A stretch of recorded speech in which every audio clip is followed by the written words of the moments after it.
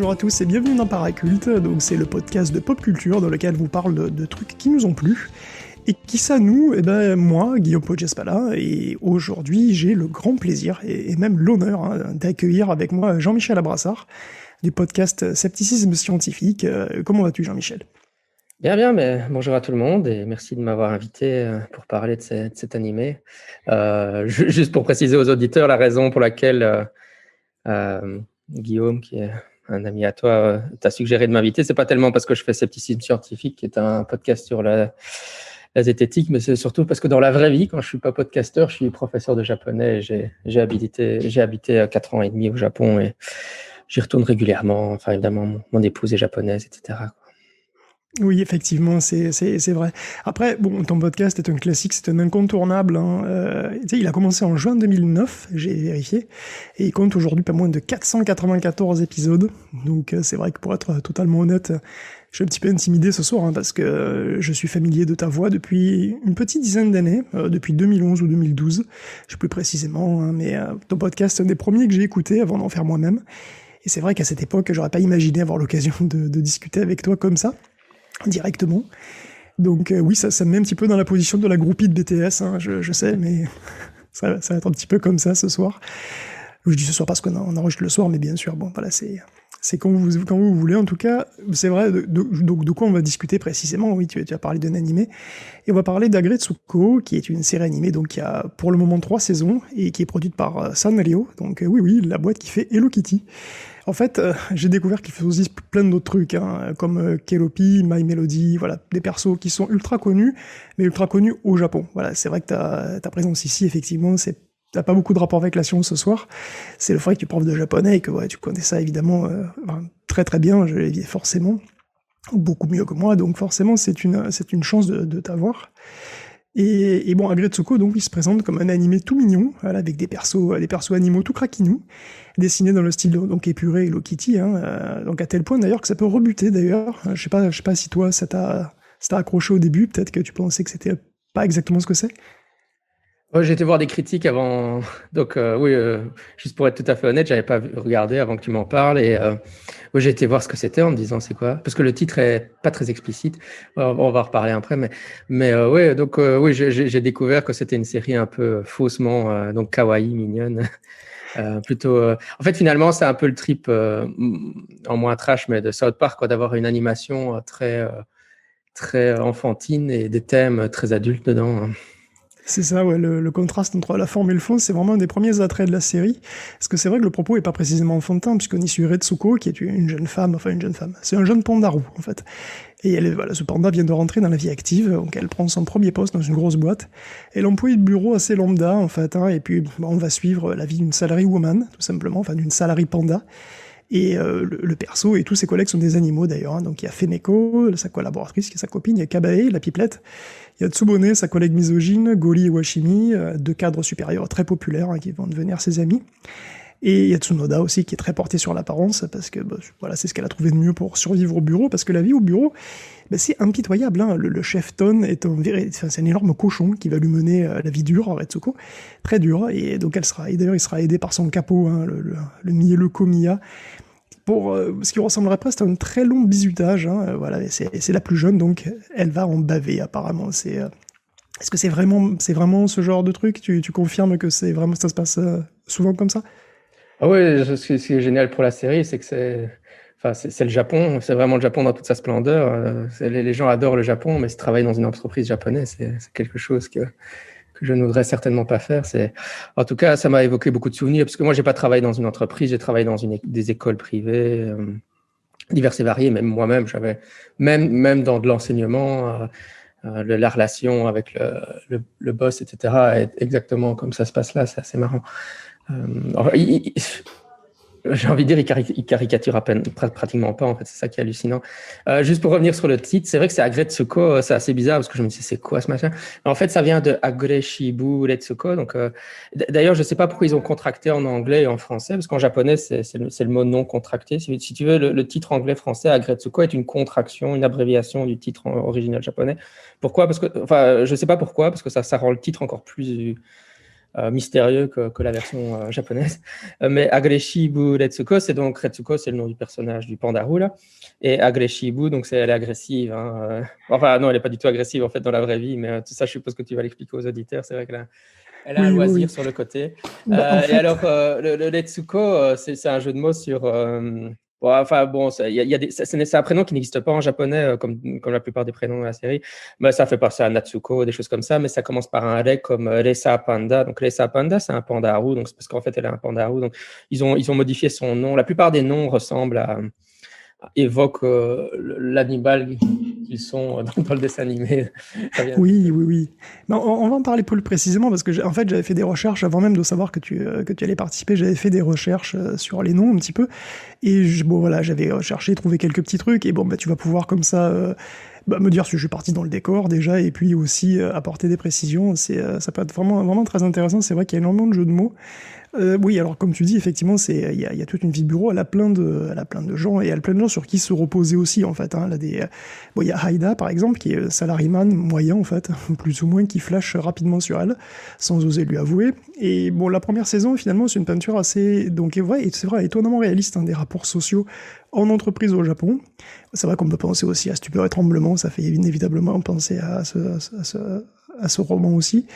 Alors vous me direz, bon, j'ai jamais été dans cette situation, mais bon, toi au moins, tu qui es un expert, tu nous le rappelles.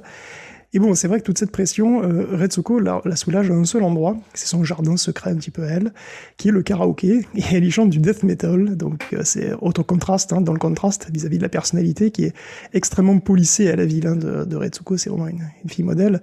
Et d'ailleurs, sa voix quand elle chante du death metal, c'est celle de Harecho, qui est le scénariste et créateur de la série. Et donc Agretsuko traite du harcèlement au travail, et ça va bien au-delà hein, de la société japonaise dans son ensemble. Donc la place des femmes comme Retsuko ou comme Guri ou Iwashimi, par exemple, ces working girls qui ont des succès professionnels, hein, mais à quel prix? C'est vrai qu'au Japon, c'est apparemment très difficile pour une femme d'avoir à la fois une vie familiale et une vie professionnelle et accomplie. Oui, oui, enfin, c'est hautement découragé. Hein. C'est vrai que je dis souvent, ils ont 50 ans de retard sur les progrès sociaux au Japon. Hein. Je veux dire, non, je veux dire, si une femme annonce à son patron qu'elle va se marier, bah, il va lui demander quand elle donnera sa lettre de démission. Hein. C'est le mariage et c'est ce que montre très bien la série d'ailleurs. De manière, puisqu'elle envisage de se marier pour quitter l'entreprise. Et inversement, on voit des collègues féminines qui sont beaucoup plus avancées dans l'entreprise, mais qui ont clairement pas de vie de famille. Enfin, donc ils montent de manière.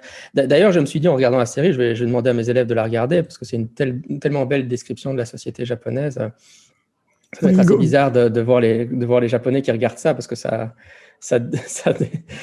pour eux, ça doit montrer tous les. Mais ils en sont conscients, évidemment. Et c'est pas comme Retsuko, on a conscience d'ailleurs dans la série. Elle sait très bien que c'est de la misogynie, du harcèlement au travail, etc. C'est pas comme s'ils étaient.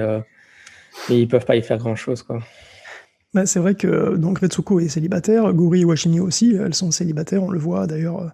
On les suit donc sur 3 saisons, on voit donc plein d'aspects. Effectivement, elles sont toutes célibataires quasiment, sauf Kabae, je crois. Enfin, en tous les cas, voilà, il y a énormément de problèmes. Enfin, disons, les relations amoureuses donc sont traitées aussi. Hein. Retsuko va avoir un parcours sentimental qui va être quand même assez mouvementé. Et donc c'est vrai que c'est l'occasion aussi d'aborder les relations intimes au Japon qui sont pas toujours faciles. Alors c'est surtout dans la saison 2, en vrai, que tu vois ça. Donc la saison 2 a une thématique très tech, puisqu'il y a l'arc de Tadano, qui est donc le jeune bourricot là, qui ressemble fort à un chômeur au premier abord. Donc est-ce que tu as vu la saison 2? Oui, de toute façon, je l'ai vu, oui.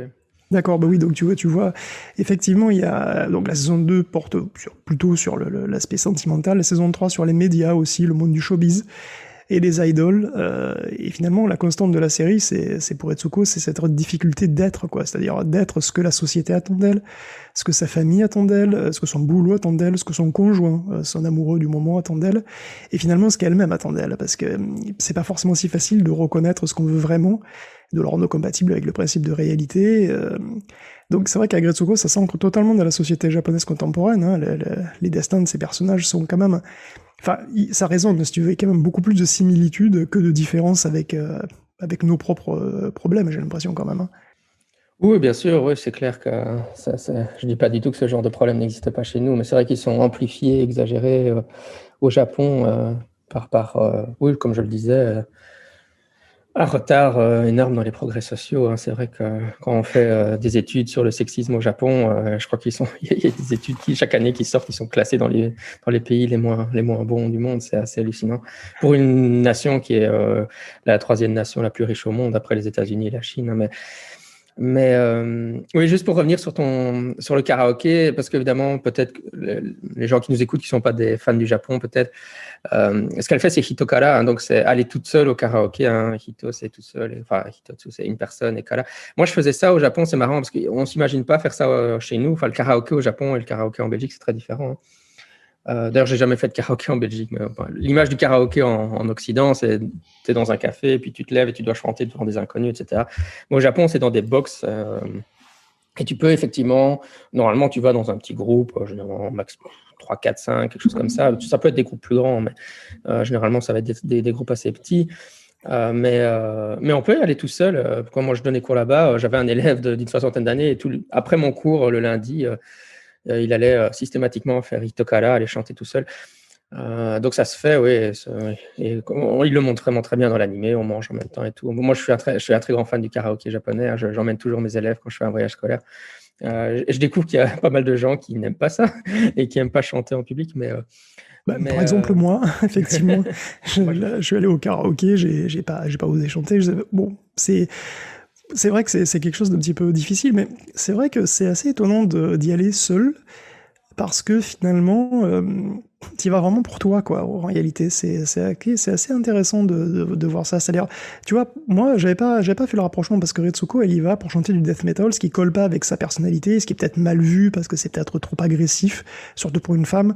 Mais c'est vrai que si les gens, enfin, y aller seul, c'est vraiment pour soi, quoi. C'est un instant pour être seul, je sais pas, sans pression sociale. Oui, c'est ça. Moi, je crois que enfin, c'est vraiment. Quand on y songe un petit peu plus, on se rend compte que pourquoi pas, si on est fan de musique, bah, tu peux choisir les morceaux que tu veux sans avoir à te préoccuper de l'image que tu vas projeter, sans avoir besoin de. Voilà, tu peux chanter, je sais pas, un chanteur pop ou une chanteuse pop sans te dire, oh, mes copains vont me trouver ringard si je chante ça. Parce que ça peut quand même apparaître quand on est avec d'autres personnes dans le. Et voilà, si on est timide, c'est pas parce qu'on est, c'est pas mon cas. Hein. Moi, j'y vais. Et je suis toujours le premier qui attaque. Et j'ai pas besoin d'alcool pour chanter, alors que beaucoup de gens ont besoin d'alcool. Et moi, je prends le truc le plus ringard qu'on puisse trouver. J'attaque avec Britney Spears et les Backstreet Boys, et c'est bon. Bon, voilà, j'ai pas d'inhibition de ce côté-là. Je trouve ça juste fun le karaoké. Mais en fait, finalement, c'est fun d'être tout seul. Et donc, oui, pour des Japonais qui sont timides, ou n'importe qui est timide, ça permet d'aller chanter ce qu'il a envie. Pour te donner une idée, moi, en fait, la raison pour laquelle, c'était pas parce que j'étais timide, puisque comme je viens de le dire, c'est pas du tout mon cas. Mais mon problème, c'est qu'à l'époque, j'apprenais le japonais. J'étais pas aussi bon que maintenant. Et donc, bah, au départ, forcément, comme je viens de le dire, j'allais au karaoké avec mes amis japonais et je chantais principalement en anglais, puisque il faut pouvoir lire évidemment ce qui a été écrit à l'écran pour être capable de chanter. Bon, souvent c'est hiragana, mais parfois il y a quand même des kanji qui vont apparaître, des sinogrammes. Hein. Donc ça peut être un peu de challenge pour lire. Et donc en fait, moi j'y allais simplement pour préparer mon répertoire de chansons japonaises. Hein. Comme ça, je pouvais voir ce que j'étais capable de chanter sans trop bafouiller, parce que j'arrivais pas à lire vraiment bien ce qui était à l'écran en fait. Ouais, non, c'est vraiment fun. Elle fait ça aussi pour pouvoir se défouler. Voilà, chanter seule, en fait, moi je trouve ça cool. Et justement, en tant que femme, est-ce que c'est plus mal vu ou est-ce que parce que c'est vrai que pour revenir un tout petit peu là-dessus, est-ce que c'est vrai que donc il y a certains retards, on va dire social, mais enfin sociétal peut-être, mais est-ce que tu penses qu'il y a une évolution? Est-ce que tu penses que ça va dans le bon sens, même si ça y va doucement, lentement? Oh, ça c'est compliqué à répondre. Est-ce qu'il y a des petites évolutions, quoi, je sais pas, par Souvent, rapport à il y a 10 ans, 20 ans, tu vois? Souvent, le gouvernement fait des effets d'annonce. Hein. Ils disent qu'ils vont faire des choses, mais c'est un gouvernement qui est très à droite et je crois qu'ils savent pas très bien comment s'y prendre en fait. Et moi, j'ai l'impression que c'est relativement stagnant, mais enfin bon, il y a quand même, ouais. Et puis même les Japonais en dehors du gouvernement qui voudraient activement faire ça, changer les choses, bah, au niveau, ils ont moins une culture de la militance sociale. Enfin, il y a quand même des militants au Japon, mais ils manifestaient, etc. Enfin, c'est une autre culture pour ce genre de choses. Donc, malheureusement, j'ai l'impression que ça... Oui, on va dire que ça change, mais vraiment, vraiment très lentement. Moi, j'ai souvenir de cet épisode, c'était l'année dernière, où des femmes s'étaient révoltées avec les talons hauts. Tu te souviens de cet épisode? Ah non, ça me dit rien, celui-là. Et il me semble, alors peut-être je dis une bêtise parce que ça vient de me revenir, mais j'avais eu, c'était un truc d'actualité où des femmes avaient, je crois que elles refusaient de porter des talons, alors que les talons faisaient partie plus ou moins de manière implicite ou obligée de l'uniforme de l'entreprise, quoi. Et en fait, voilà, les femmes doivent s'habiller comme ça, en talons hauts, en tailleur, etc. Et donc c'est une sorte de diktat, même s'il est marqué nulle part, c'est une sorte de diktat comme ça qui existe. Et donc il y avait eu des mouvements de protestation assez étonnants pour le Japon, même si effectivement ça paraît, voilà, tu vois, tu t'habilles comme tu veux. Bon, apparemment, non. La pression sociale est très importante au Japon, donc c'est vrai que c'est beaucoup plus marquant, si tu veux, ce genre d'épisode. Il faudra que je retrouve. Oui, c'est ça, en fait, aussi, est-ce que ça bouge? Oui, parfois, on a l'impression que ça bouge, mais ils partent de tellement loin. Pour donner un exemple, quelque chose qui avait fait beaucoup parler sur Twitter, justement, c'était sur le Twitter japonais, c'était que des élèves dans le secondaire étaient obligés, qui avaient les cheveux bruns clairs, en tout cas pas assez foncés. Dans les lycées, les professeurs, les enseignants, le corps professoral leur demandait de se teindre les cheveux pour être plus fondus dans la masse. Donc, elles n'avaient pas la bonne teinte de brun. Et alors, il y avait une élève qui avait eu du mal. Elle n'arrivait pas à se teindre les cheveux convenablement. Et si mes souvenirs sont bons, elle avait été renvoyée de l'école finalement parce que donc ses couleurs de cheveux n'étaient pas suffisamment brunes pour l'uniformisation Elle était trop différente des autres élèves.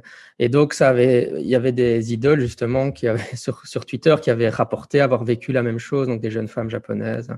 Et du coup, ça avait fait beaucoup de bruit sur Twitter. Mais donc, en disant que c'était inacceptable de la part des écoles d'obliger les élèves qui ont les cheveux bruns clairs à se teindre les cheveux en brun foncé pour s'harmoniser en cheveux noirs plutôt, pour s'harmoniser avec le reste de la classe. Donc oui, voilà, ça a bougé, mais quand on se dit qu'ils partent d'aussi loin, c'est en termes de pression sociale et ils ont fait des progrès de ce côté-là. Il y a un mouvement social pour interdire aux écoles à teindre les filles, de demander aux filles qui n'ont pas les cheveux assez noirs de se les teindre, mais voilà.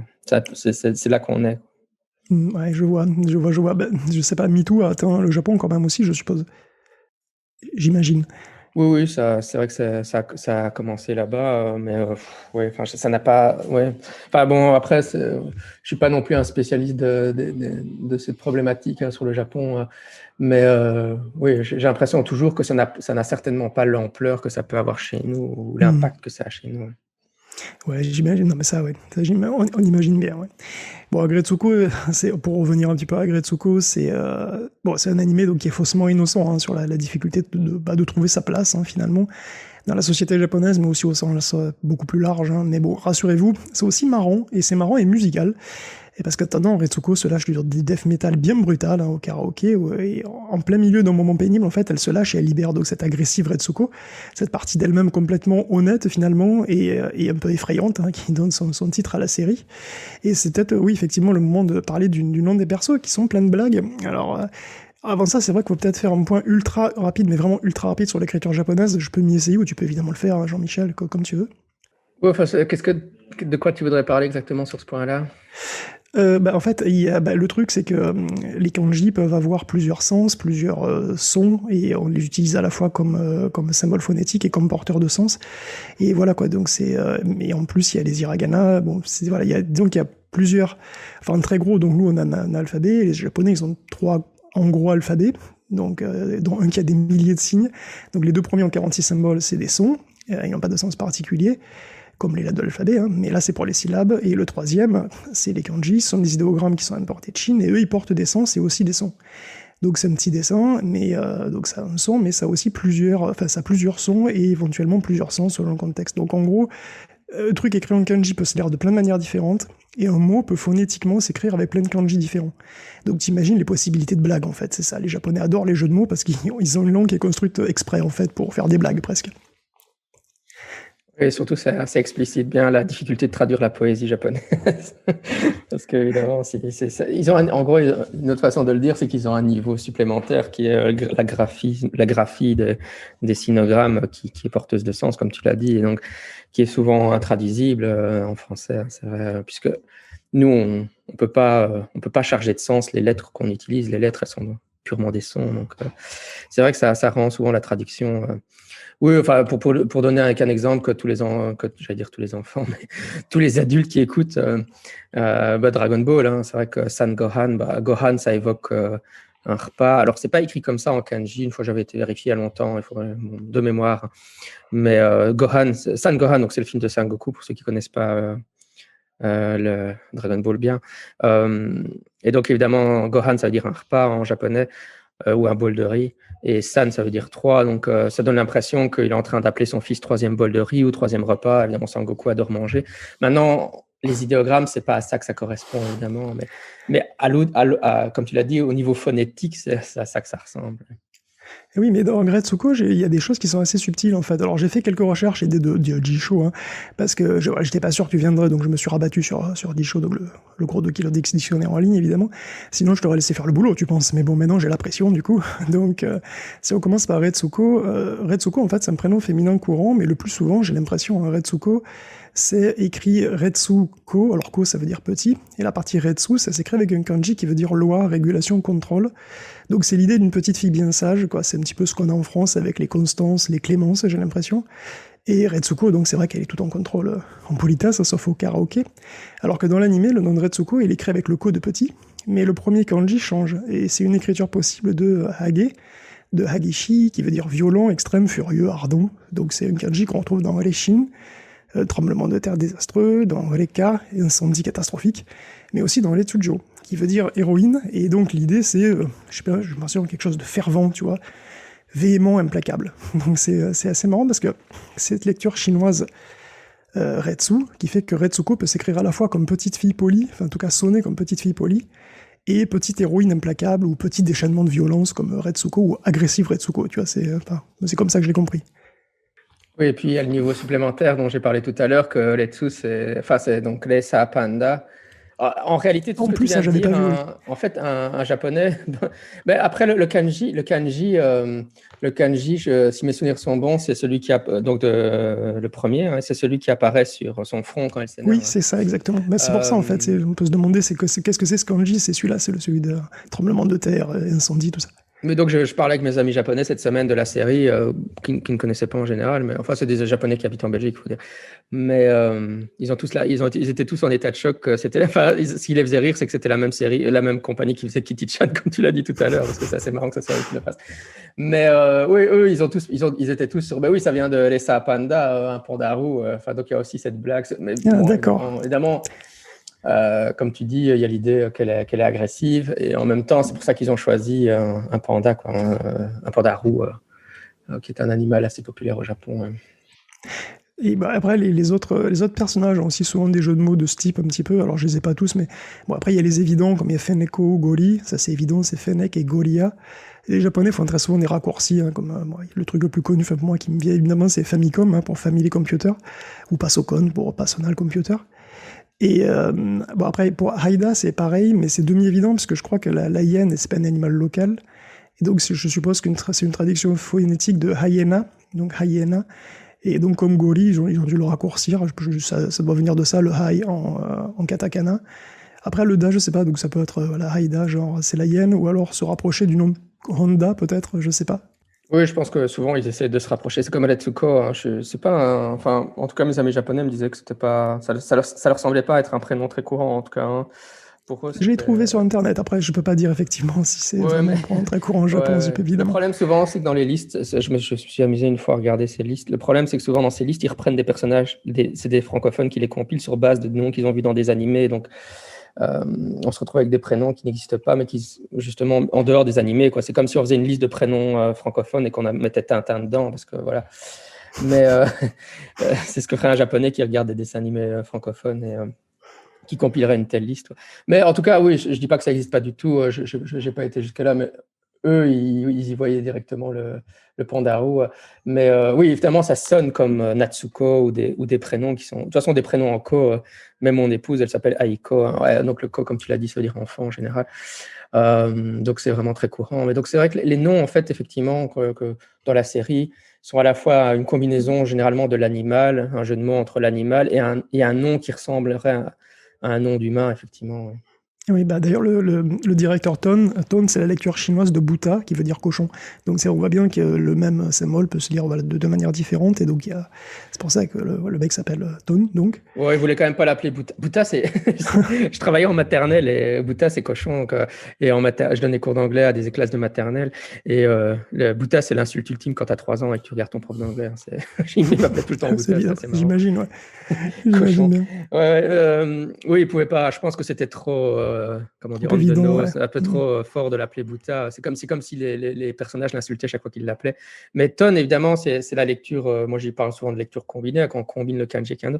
Et là, les fans du Japon, ils connaissent peut-être le tonkatsu. Hein. Le tonkatsu, c'est un plat japonais avec du porc pané comme ça. Et donc, le ton de tonkatsu, c'est le ton du nom du chef. Je ne sais jamais si c'est un bucho ou un shacho, enfin quel grade il a, je n'ai pas fait assez attention. Mais oui, enfin, du chef, du supérieur de Letsuko. Oui, c'est soit un supérieur direct, ou peut-être pas, parce qu'il y a l'autre aussi avant, mais en tous les cas, il y a Washimi. Bon, Washimi, c'est des kanji qui forment aigle magnifique, globalement, donc bon, ça, je pense que ça va à peu près, parce que c'est un aigle dans la série. Kabae, ça vient de Kaba, hippopotame, et le E, c'est un kanji qui veut dire entre autres gentillesse ou sagesse dans le nom, en tout cas dans ce que j'ai trouvé. Parce que je me suis évidemment basé sur les kanji qu'il y a sur le Wikipédia pour les noms des personnages originaux, parce que sinon évidemment j'aurais pas pu deviner tout ça. Alors peut-être qu'au-delà, mais peut-être que je suis interprète, hein, c'est toujours. Il y a aussi ça vient peut-être aussi du verbe kabaou, qui veut dire s'occuper d'eux, parce qu'en fait, dans les épisodes dans la saison 3, ça montre une facette d'elle qu'on ne soupçonnait pas au début, où elle s'occupe beaucoup de ses enfants, tout ça, est très maternelle, à tel point d'ailleurs que je me demande s'ils ont commencé avec juste Hippo, et ensuite ils ont fait le rapprochement, ou si c'était prévu dès le début. Bon, peut-être que je délire. Oui, je ne sais pas, en fait, c'est vrai que ça pourrait... honnêtement, quand moi je regarde un animé, je me préoccupe pas tellement de l'interprétation des noms, mais c'est vrai que c'est juste marrant, il s'amuse avec l'interprétation des noms, ouais, mais c'est pas... D'ailleurs, j'ai regardé la série avec mes enfants, parce que en fait, j'étais en train de regarder la série, et puis mes enfants, ils voient un dessin animé avec des gentils animaux, donc ils viennent voir, ce qui est assez folklorique, parce que je leur dis c'est pas un dessin animé pour les enfants.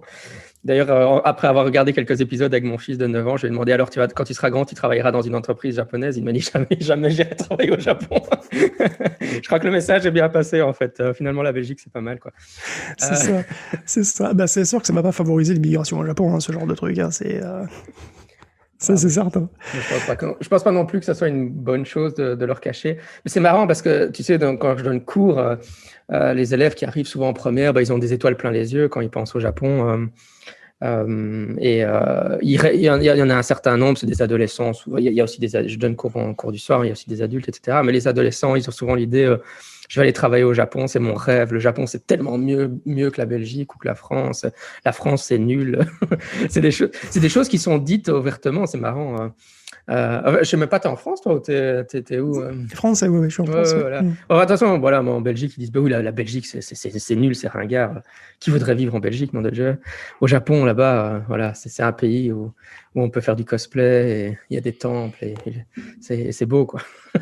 Mais ils se rendent pas compte de la réalité de ce que ce serait vraiment habiter là-bas et travailler là-bas. Pas trop le temps de profiter des temples, quoi. Ouais, et comment dire, une grande partie de mon travail, c'est de faire un peu, malheureusement, de leur casser un peu la rêve, leur expliquer à quoi ça correspond réellement au Japon. Mais c'est vrai que, pour donner une idée, quand je travaillais dans une école, par exemple, j'avais, en général, par exemple, dans toutes les écoles que j'ai fait, je devais en général réellement prester 30 heures de cours. Donc, quand on est prof en Belgique, on donne cours dans le supérieur, on preste entre 18 et 21 heures, quoi, mais pas 30 heures effectives. Donc, ça donne déjà une idée. Ça, c'est 30 heures effectives sans la paperasserie qu'il faut faire avec, parce qu'évidemment, il faut rendre des rapports, etc. Sinon, ce ne serait pas fun, quoi. Et aussi, en termes une des entreprises que j'ai faites, parce que souvent, quand on a un occidental, on signe des contrats occidentaux, évidemment, parce que les employeurs savent que les occidentaux refuseront de travailler comme des Japonais. Et donc, j'ai eu pas mal de contrats pour occidentaux. Mais à la fin, comme j'allais me marier et qu'il fallait absolument que je trouve un travail, j'ai trouvé une compagnie qui m'a dit, on veut bien vous engager, mais vous devez signer un contrat japonais. Mais alors là, ouais, donc je travaillais donc 7 jours et demi, 6 jours et demi semaine. Donc ça veut dire que j'avais droit à 2 dimanches par mois de jours de repos. Ouais, ça, c'était mon emploi du temps normal. Et il ne faut même pas aborder la question des jours de congé, parce que moi, il n'y a pas de jours de congé. Mis à part la Golden Week, il n'y en a pas, quoi. Voilà. Ouais. Non, mais c'est vrai que ça donne beaucoup moins envie, hein, ça c'est certain. Il y a beau y avoir des. Mais c'est marrant que ce soit un petit animé avec des animaux qui sont des noms rigolos comme ça, qui essaient de mettre en garde un petit peu enfin mettre en garde. Ils ont montré juste la réalité, voilà, de la difficulté finalement de vivre au Japon, quoi, avec la pression sociale, quoi, hein, que ça représente. Et c'est, on voit bien aussi, c'est vrai, le conservatisme, hein, d'ailleurs. Il y a dans la saison 2, avec Tadano, il y a aussi effectivement toute cette espèce de conflit un petit peu entre la valeur, voilà, le conservatisme et les trucs nouveaux, les trucs. C'est assez rigolo de voir, de voir tous ces trucs. Tadano, d'ailleurs. Oui, vas-y. Je pense qu'aussi, il ne parle pas seulement du monde de l'entreprise, il montre aussi non, du tout, la question des relations amoureuses au Japon, qui est vraiment super intéressante. Hein. Dans la saison 1, ils font Go-Con, là, donc rencontre entre collègues, donc on appellerait ça un blind date. Enfin, la manière dont les relations amoureuses sont gérées, et puis évidemment tout ce qui est quasiment. Et puis sa mère aussi le présente, arrête pas de lui présenter les gens. C'est fou. C'est tellement vrai. C'est tellement vrai, les mariages arrangés. D'ailleurs, quand mon fils a vu ça, il m'a dit, mais qu'est-ce que c'est que ce truc? J'ai dû essayer de lui expliquer c'était quoi un mariage arrangé.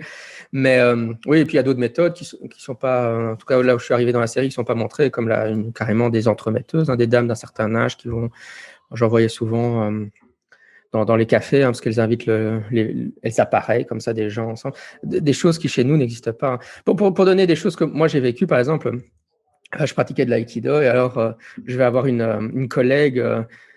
Une collègue, je veux dire, donc une pratiquante d'aïkido ceinture noire qui va venir me voir après le cours alors que je suis en train de me changer. Et puis, elle va sortir de son portefeuille des photos, hein, et puis elle me montre les photos d'une jeune femme japonaise. Et puis, elle va me dire, est-ce que tu la trouves attractive?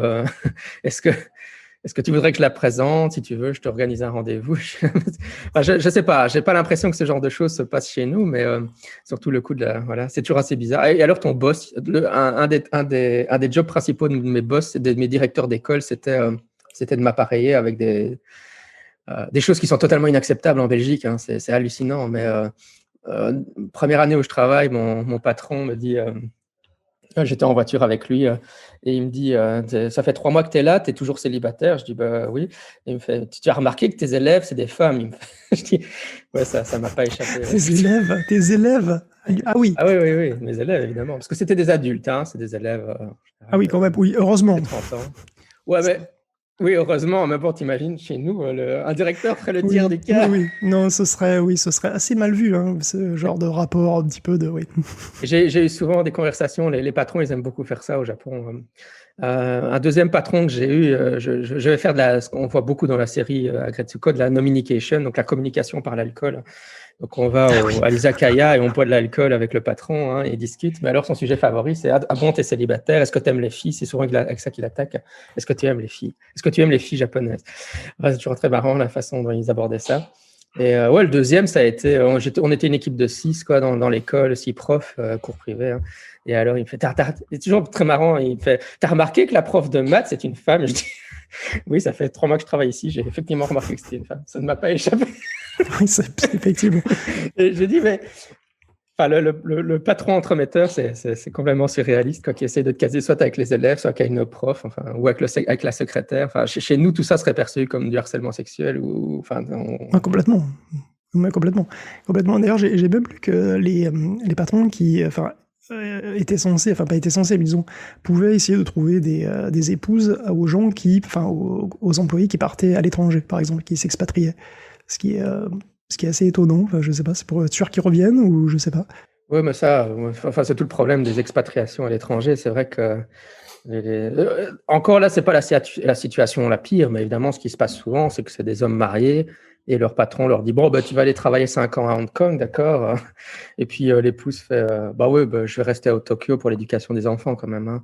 Donc, le mari, voilà, il est obligé de partir à l'étranger pendant 5 ans et il verra pratiquement plus sa famille, hein, mais il n'a pas le choix. Donc, voilà. Ah, toujours, oui, t'es toujours charmant. Oui, donc les relations, oui, effectivement. Donc dans la saison 2, pas mal de relations avec donc Tadano. Et d'ailleurs, Tadano, enfin, quand Agretsuko le voit pour la première fois, il a une dégaine de chômeur. Et on sent bien que c'est un gros problème. C'est-à-dire qu'on sent bien que les chômeurs, les friteurs dans cette société sont vraiment pas bien vus. C'est assez compliqué. C'est-à-dire, si t'as pas de travail, t'existes pas, quoi. T'es vraiment, t'as intérêt à en trouver vite ou t'es une sorte de rebut, quoi. Oui, donc la façon dont moi je l'explique généralement, c'est qu'il y a 2 types de travail. Il y a le vrai travail, donc c'est par exemple ce qu'elle fait là. Tu as dit salaryman, mais généralement salaryman c'est pour les hommes, hein. Elle est ce qu'on appelle OLU, donc Office Lady, c'est OL. Mais enfin ça revient au même, c'est ce qu'on utilise pour des femmes. Ouais. Mais alors, donc ça c'est les vrais c'est un travail qui garantit que tu auras une retraite à la fin de ta vie. Tandis qu'il y a une autre catégorie de travail, c'est Arubaito, hein, qui vient de l'allemand, pardon, Arbeit, hein, le mot allemand le plus charmant du monde. Mais oui, parce que c'est ce qui a marqué à Auschwitz. Enfin, bref. Mais et les Arubaito, ça veut dire que tu vas, c'est ce que j'appelle, bon, c'est pas ce que je pense évidemment, mais dans la conception japonaise des choses, c'est ce que j'appelle du travail socialement dévalorisé. Hein, donc c'est tout ce qui est pompiste, travailler dans un combini, donc une supérette, travailler dans un fast-food. Tous ces jobs-là, c'est des jobs de seconde catégorie. Hein, et souvent, ça implique que tu n'as pas vraiment de sécurité de l'emploi, que tu n'auras pas de retraite. Et que, ouais, de toute façon, si tu perds ce job-là, tu as droit à 3 mois de chômage et puis c'est fini, quoi. Donc, oui, c'est ce que tu appelais Frita, c'est vraiment, donc c'est Arubaito. Je veux dire, si tu es dans cette catégorie sociale-là, ouais, c'est vraiment une seconde catégorie de citoyens, hein, par rapport à ceux qui ont un vrai travail. Et pour lesquels probablement c'est encore plus difficile de trouver une épouse, je suppose, apparemment. Mais bon, c'est vrai que c'est compliqué comme contexte. Je me rends compte qu'en fait, c'est vrai qu'en parlant de tout ça, on a bien cassé le trip, hein, peut-être, effectivement, des gens qui ont envie peut-être de s'expatrier au Japon. C'est un peu ce que fait Agretsuko. Alors, pas complètement quand même, hein, parce que bon, finalement, ça reste... je trouve que ça reste quand même plutôt léger, plutôt marrant. Hein, pendant ces 3 saisons, enfin, il y a quand même pas mal de trucs qui font rire, qui sont assez drôles. Et puis finalement, bon, bah voilà, elle arrive quand même plus ou moins... je sais pas, à la fin de la saison 3, elle a quand même réussi quelque part à mûrir, quoi. Et donc, c'est quand même pas mal d'espoir de ce côté-là, je suppose. Oui, bah, c'est vrai que la série, je pense, elle tape juste, mais oui, comme tu dis, je pense pas qu'elle se veuille trop déprimante. En même temps, je pense que ça s'adresse quand même à un public vraiment japonais. Et donc, si c'était trop déprimant, t'imagines que toi-même, t'es employé, tu vis dans la société japonaise, tu vas pas regarder une série TV qui te rappelle à quel point la société dans laquelle tu vis est difficile. Donc, c'est vrai qu'il y a un petit côté... Ouais, enfin, par exemple, quand elle va se défouler au karaoké, c'est vrai que, en fait, on s'identifie, on se dit, ben oui, c'est exactement comme ça. C'est vrai que je pense qu'il y a Est-ce qu'elle hurle? C'est ce que tous les je sais pas, est-ce qu'on a envie d'hurler à son patron nous-mêmes? Donc, il y a un côté soulagement en regardant la série. Et le fait que, je pense que les Japonais, ils se disent, ben oui, ce que je ressens dans mon fort intérieur, c'est ce que les autres ressentent aussi. Hein, donc, même si c'est non dit ou quelque chose de l'implicite, hein, ils peuvent s'identifier, mais il ne faut pas non plus que ça soit trop désespérant, je pense, parce que sinon, voilà. Non, mais je pense que c'est exactement ça. Il faut s'identifier. Bon, c'est vrai que c'est un personnage féminin, mais finalement, ça se transpose assez bien, je pense, plus ou moins. Il y a plein de choses qui se transposent. Et donc, c'est quand même une série à voir, je pense. Donc, paradoxalement, Agretsuko, une tranche de vrai Japon. C'est assez étonnant. Donc voilà, c'est 3 saisons donc sur Netflix. Une 4e arrive. Hein, j'espère qu'on vous aura donné envie de la regarder. Je ne sais pas si tu veux rajouter quelque chose ou si on conclut cette émission. Oui, juste pour terminer, je voulais quand même insister sur le sexisme parce que c'est pas juste la pression sociale au travail, mais c'est aussi la manière dont on traite les femmes. Hein. Qui est bien montré, parce que je pense que les hommes peuvent moins, enfin, évidemment, on peut s'identifier, mais c'est intéressant que la série montre le vécu des femmes qui est quand même très différent. Donc, l'obligation enfin, voilà, je veux dire, tu peux fuir ton travail en te mariant, etc. C'est quand même un point de vue très féminin sur la situation. Et par exemple, Tone, là, le cochon, il existe toujours de l'héroïne qu'elle fasse du thé. Donc, on voit vraiment le sexisme à l'œuvre. Mais c'est une description très, très précise. Parce que, par exemple, dans les sociétés japonaises, ce qui est très typique, c'est que comme les femmes vont quitter leur travail quand elles se marient, donc en général, si elles aiment leur travail, elles vont essayer de reporter ça au plus tard. Donc, elles vont attendre d'avoir 35 ans pour être capables d'avoir encore des enfants au moment où elles vont se marier, parce qu'évidemment, tu ne peux pas te marier sans avoir d'enfants, etc. Enfin, oui, donc, encore une fois, je ne pense pas ce que je dis. Je présente juste le point de vue du Japon sur la question. C'est vrai que parfois, je parle de manière ironique, mais évidemment, disclaimer, je ne suis pas d'accord avec tout ça, évidemment. Mais donc, les patrons, ils savent que les employés vont en général partir la compagnie à 35 ans, donc ça ne sert pas grand-chose de les former convenablement et de les faire monter dans l'entreprise, puisque de toute façon, elles vont partir. Donc, le mieux, c'est de leur demander de faire du thé. Moins, elles seront utiles, quoi. Enfin, c'est ça l'idée. Hein. Je veux dire, il y a quelque chose d'assez... oui, elles sont exploitées, elles font du thé. Bon, après, dans les entreprises de ce style-là, je ne sais pas trop comment ça se passe, mais par exemple, dans les écoles dans lesquelles je donnais cours, souvent, j'avais une partenaire, donc il me demandait de donner cours avec un prof féminin. Et la façon dont ça se faisait, c'était que l'assistante, on appelait ça une assistante, hein. L'assistante devait préparer mes cours pour moi, puisque je prestais 30 heures par semaine, donc je n'avais pas le temps de préparer mes cours, il ne faut pas rêver. Et donc, elle faisait tout mon plan et moi, je devais juste l'exécuter comme un acteur, si tu veux. Et ces femmes-là qui venaient, elles préparaient tout. Mais alors, elle devait être là toute la journée quand même, parce que forcément, elle devait nettoyer la classe, il fallait que ça soit propre, quoi. C'est quand même pas moi qui vais faire ça, moi, je suis un mec. Donc, une fois. Mais donc, c'était ça. Donc, elle faisait quasiment tout mon boulot à part l'exécution de la classe. Hein. Donc, quand j'arrivais, j'arrivais 5 minutes à l'avance, elle me présentait, voilà ce que tu vas voir pendant ce cours, c'est ça que tu dois faire, suis mon plan. Et si j'avais un problème, elles étaient là en backup pour m'aider, quoi.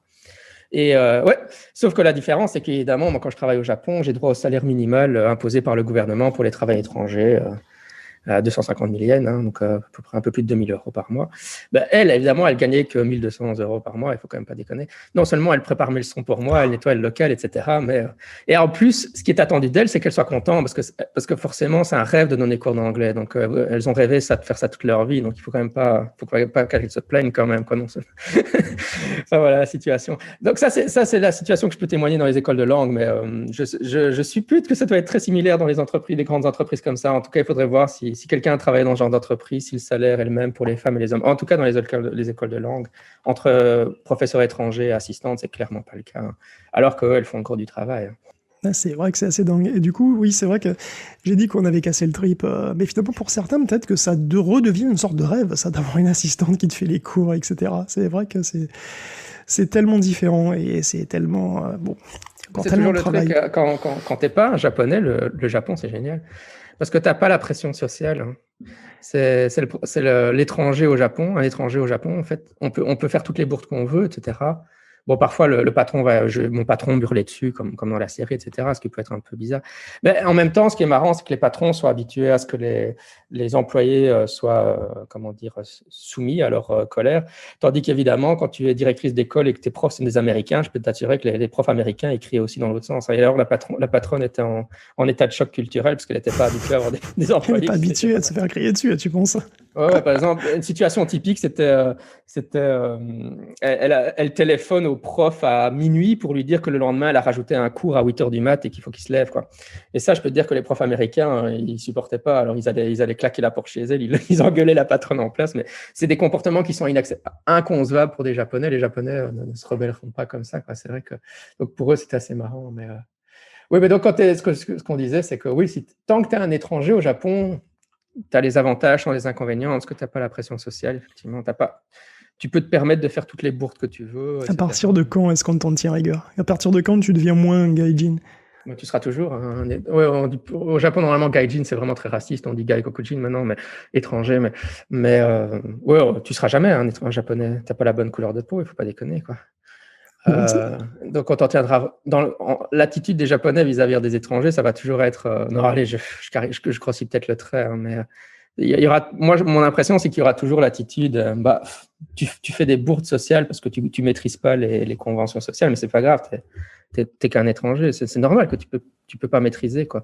C'est seulement génétique. Hein. Si t'as pas le bon code génétique, voilà. Oui, normal. Donc même après 20 ans de Japon, on te considérera Enfin, on t'en tiendra toujours par rigueur de tes boards, c'est ça qui est Non, fabuleux. ouais, non, je pense pas. Non, faudrait voir faudrait poser la question à quelqu'un qui est resté toute sa vie. Mais moi, je retourne enfin, sauf avant le Covid, je retournais tous les 2 ans au Japon pour passer plusieurs mois d'été là-bas. Mais je suis toujours dans cette situation-là. Hein. C'est vrai que même quelqu'un qui parle super bien japonais, etc. C'est une forme de racisme positif. Hein. Voilà, on est des immigrés marrants. Hein. On est cool, quoi. On a les cheveux blonds et tout ça, c'est fun, quoi. Mais c'est un peu comme ça que je vois les choses. Bon, après, j'ai peut-être une vision assez pessimiste du Japon, mais je pense que ça vaut la peine aussi de la partager à tes auditeurs. Et Agretsuko la partage super bien. C'est vrai que ça montre ça. Maintenant, voilà, si tu es étranger au Japon, le Japon, c'est cool. Hein. Tout le monde est super respectueux avec toi, etc. Et toi, tu ne dois pas payer le prix social. On me demande souvent pourquoi est-ce qu'il y a tellement de Japonais qui vivent en Belgique et pourquoi est-ce que mon épouse a décidé de venir en Belgique. Est-ce qu'elle aime la Belgique? Parce que la Belgique, c'est sale, il y a des caca de chiens partout. C'est vrai que ça change du Japon. Il y a des graffitis sur les murs, ce qui n'existe pas au Japon. Il y a de la délinquance. Ah ouais, il y a de la délinquance. Impensable. Ouais. Pour les graffitis, quand on demande aux Japonais comment ils font pour ne pas avoir de graffitis, ils me répondent, ça me faisait toujours rire, il me dit c'est normal, il y a un panneau qui dit s'il vous plaît ne salissez pas le mur, donc c'est pour ça qu'il n'y a pas de graffiti. Mais je suis pas sûr que chez nous ça fonctionne ce genre de truc. Mais en fait non, hein, je veux dire mon épouse elle a absolument aucune envie de retourner au Japon. Hein. La Belgique c'est génial pour elle. Hein. Et je crois qu'Agretsuko elle vous montre pour regarder Agretsuko et vous comprendrez pourquoi mon épouse qui était prof d'anglais là-bas n'a absolument aucune envie de retourner au Japon. Hein. Et en plus ici j'aurais une retraite à la fin de ma carrière, hein. Tandis qu'au Japon si tu fais job socialement défavorisé. Ici, j'ai droit à du chômage. Si j'arrête de travailler au Japon, c'est seulement 3 mois. Hein. Et après, tu te débrouilles, hein, tu deviens sans-abri, tu vas vivre dans un manga Kissa. Enfin, voilà. Non, les Japonais qui sont ici, qu'on les regarde et qu'on leur dit mais pourquoi diable tu voudrais retourner au Japon? Moi, c'est marrant parce que j'habite entre ces deux mondes, le monde des Japonais expatriés ici qui me disent ça en me disant mais non, jamais je retournerai au Japon, ce serait l'horreur là-bas. Et puis des élèves de Japonais qui me disent monsieur, le Japon c'est le paradis sur terre, je veux aller habiter là-bas. C'est les deux sons de cloche que j'entends, c'est vraiment funky. Oui, c'est vrai. Oui, voilà. Donc faire Agretsuko finalement. Ça va pas encourager les gens à aller au Japon. Bon, ça, voilà, tant pis. Je sais pas si les Japonais sont contents ou pas d'avoir moins d'immigration, mais c'est vrai que finalement, ça peut aussi servir à ça. Mais les Japonais, de toute façon, l'immigration au Japon, elle est plutôt bien accueillie, non? Puisque démographiquement, ça devrait être plutôt quelque chose de positif et de valorisé, non? Et de plus en plus. Absolument pas. Absolument pas. Les Japonais veulent absolument pas d'immigration. Là, en tout cas, ils veulent une immigration contrôlée, hautement technique. Hein. Donc, tout le plan du gouvernement, c'est d'autoriser des gens hautement qualifiés à immigrer pour une durée maximale de 5 ans. Donc, le système est conçu. D'ailleurs, moi, j'ai fait 4 ans et demi, par exemple. C'est tout. Les Japonais, en fait. Alors, on rentre dans un sujet compliqué, mais souvent on dit les Japonais sont xénophobes. Moi, je dis toujours, oui, les Japonais sont racistes, mais les Belges sont tout aussi racistes, sinon plus. Donc, c'est difficile de comparer le racisme dans les différentes cultures. C'est très compliqué. En tout cas, je dis toujours, si vous voulez parler du racisme du Japon, je veux avoir des chiffres comparatifs avec les comportements similaires avec l'Occident, parce qu'avant de jeter la pierre aux autres, regardez ce qui se passe chez nous. Évidemment, ils ne sont pas racistes envers les mêmes communautés. Hein. Ils sont racistes envers les Coréens, les Thaïlandais, les Chinois, etc. Mais bon. Mais non, ils veulent pas du tout d'immigration. En tout cas, ils veulent surtout pas que l'immigration soit durable. Et alors, oui, comme tu dis, la natalité est en baisse. Et c'est vrai qu'ils pourraient très aisément résoudre ce problème de natalité en ouvrant à l'immigration de gens non qualifiés d'Asie du Sud-Est qui viendraient au Japon pour s'y installer durablement et travailler dans l'agriculture, etc. Mais le gouvernement, en fait, font tout pour que ça ne se passe pas. Hein. Donc, on a un gouvernement très à droite. Et donc, voilà, la pureté, le mythe de la pureté ethnique japonaise est très important. Donc, si tu fais de l'immigration et qu'il y a du mixage, après, il y a des gens qui n'auront pas le bon code génétique dans la culture, ça ne va pas aller. Quoi. Ils auront peut-être les cheveux bruns clairs au lieu de bruns foncés, ça ne va pas. Quoi. C'est exactement ça. Moi, j'ai trouvé un pays où je pourrais passer pour un blond, ce qui est quand même extraordinaire. Rien que pour ça, ça donne envie. Quoi. En tout cas, je pense que ça, on va arriver à la conclusion, mais je pense que ça vaut vraiment la peine que les jeunes, peut-être qui nous écoutent et qui rêvent du Japon, voilà, hein, c'est cool qu'on ait l'occasion ici de leur donner un autre son de cloche sur la réalité japonaise. Hein. Parce qu'évidemment, ce qu'on nous vend, c'est le cool Japan, hein, le Japon cool. Hein. Ah oui, ça. Et du Japon de carte postale avec des geishas et des samouraïs et des temples avec la lumière du coucher de soleil dans le torii. Mais il faut se demander c'est quoi la réalité du pays derrière. Hein. C'est pas forcément folichon. Hein. Ouais, bah oui, c'est vrai. Bon, bah oui, qu'est-ce que tu veux? C'est dur, c'est violent, c'est pesant parfois, c'est difficile, mais c'est tellement mignon, Agretsuko. Ah oui, c'est tout le Japon. Vraiment, avant que tu clôtures, je vais quand même dire un mot sur, et après on clôturera pour de vrai, mais sur Amélie Nothomb et Stupeur et Tremblement. C'est vrai que Stupeur et Tremblement, et puis elle a écrit Ni d'Ève ni d'Adam, qui sont 2 romans où elle parle de son expérience au Japon. Et donc, dans Stupeur et Tremblement, elle présente des situations dans les entreprises comme ça. Je voudrais quand même mettre un bémol sur ce qu'elle présente, parce qu'on a l'impression qu'elle présente la situation comme extrêmement défavorable à son encontre. Oui, comme ça, comme on pourrait dire de l'harcèlement, etc., au travail. Mais en fait, l'astuce, c'est que je pense qu'il y a un mensonge originel dans son roman qui est qu'elle prétend être bilingue japonaise.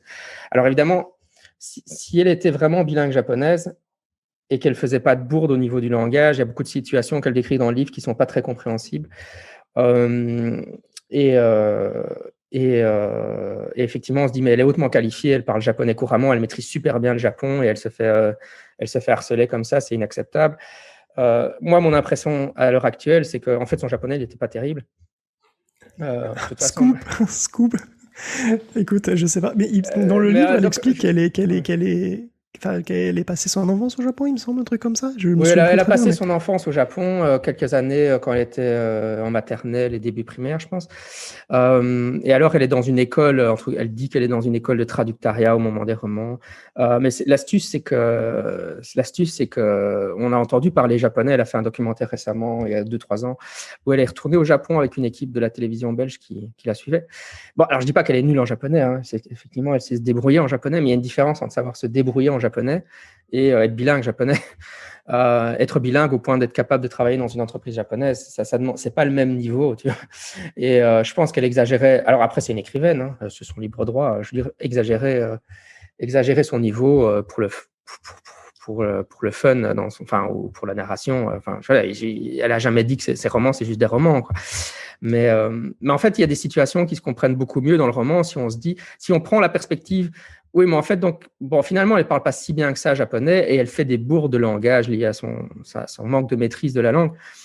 À ce niveau-là, je veux dire, oui, elle se débrouille dans la vie de tous les jours, mais encore une fois, travailler dans une entreprise japonaise, ce n'est pas la même chose. Il faut déjà un super niveau pour être capable de travailler dans une entreprise japonaise. Enfin, par exemple, même moi, je ne suis pas sûr qu'à mon niveau, je pourrais aisément m'en sortir. Je pourrais me débrouiller, mais dès là à dire je ferais ça comme une brise sans aucun problème, ça implique de savoir lire, etc. Enfin, évidemment, je sais lire, mais ça demande de lire des documents commerciaux, etc. Hein. C'est un niveau de compétence quand même. Moi, je pense qu'il y en a plein que même en français, je n'arriverai pas à lire. Alors, ouais, c'est ça, quoi, tu vois. Et donc, une fois qu'on relit le bouquin dans ce sens-là, on se dit, ben oui, en fait, finalement, ils ont engagé une occidentale pendant 1 an et dans le fond, elle n'a pas le niveau de langage suffisant pour faire le travail qu'ils espéraient qu'elle fasse et elle se fait rétrograder logiquement. Mais ce qui est étonnant, c'est qu'ils ne la virent pas, tu vois. Finalement, ils ont une employée qui était un peu un boulet dans l'entreprise, qui ne sait pas faire le travail, mais ce qui est étonnant, c'est que, oui, chez nous, elle se ferait virer, quoi. mais ils ne la virent pas. Ils la gardent en lui donnant des travaux qui paraissent de plus en plus dénigrants à son égard. Mais dans le fond, c'est pas sympa. Enfin, on peut voir une autre perspective en disant elle n'est pas compétente pour faire le travail pour lequel elle était embauchée au départ, et donc il la rétrograde vers des jobs moins valorisés. Mais chez nous, elle se ferait juste virer, quoi. Donc voilà, c'est juste pour donner une autre perspective sur le roman. Essayez de le lire en vous disant, en fait, finalement, elle se vante avec son niveau de japonais et son niveau n'est pas de japonais. Et ça donne une autre perspective sur ce qui se passe, sur les événements qui se passent dans le bouquin. Écoute, je suis, tu vois, voilà, franchement, ça a fait ma journée. Je pense que je suis très content d'être venu, ne serait-ce que pour apprendre que, voilà, je sais pas, Amélie Nothomb a le niveau shonen, je sais pas, Dragon Ball. En japonais, j'aurais jamais imaginé. C'est vrai que c'est pas moi qui vais pouvoir apprécier son niveau de japonais à l'oral comme ça. Mais c'est super intéressant, du coup, effectivement, parce que moi, j'ai évoqué le livre que j'ai lu il y a quelques temps. Donc oui, c'est extrêmement intéressant d'avoir cette perspective-là, parce que, bon, comme tout le monde, je pense que j'ai pris le livre exactement comme tout le monde. Donc voilà, bah écoute, voilà, c'était très intéressant. Merci beaucoup, Jean-Michel, de nous avoir parlé de tout ça, de ton expérience, etc. Et c'est évidemment extrêmement utile. C'est bien au-delà de ce que j'aurais pu faire moi tout seul, bien entendu. Et ton expertise est précieuse. Bon, mais moi c'est Guillaume Pogespala. Vous me retrouvez également dans tes cafés, bien entendu, puisque ce podcast malheureusement va devoir se terminer. Parce que oui, c'est les meilleures choses ont une fin. Voilà, même les meilleurs épisodes ont une fin. Donc vous me retrouvez moi dans Tech Café, un podcast sur l'actu tech, et bon voilà, c'est évidemment vous retrouvez bien entendu Jean-Michel Brassard dans Scepticisme Scientifique, mais peut-être pas que, parce que je pense qu'on peut te retrouver dans plein d'endroits, Jean-Michel, on peut te retrouver un petit peu partout, vas-y, où est-ce qu'on peut te retrouver sur Internet ? D'abord, j'ai un autre podcast qui s'appelle Club JDR et qui est un podcast d'actual play de jeux de rôle, pour ceux qui aiment bien. On a fait beaucoup d'appels de Cthulhu et de Donjons et Dragons, donc ceux qui veulent m'écouter dans un tout autre registre que ceux qu'on a encore évoqués aujourd'hui. Voilà, c'est un podcast, ça s'appelle donc Club JDR. Et vous trouverez sur tous les agrégateurs de podcasts si vous voulez nous écouter, mes amis et moi en train de faire des parties de jeux de rôle.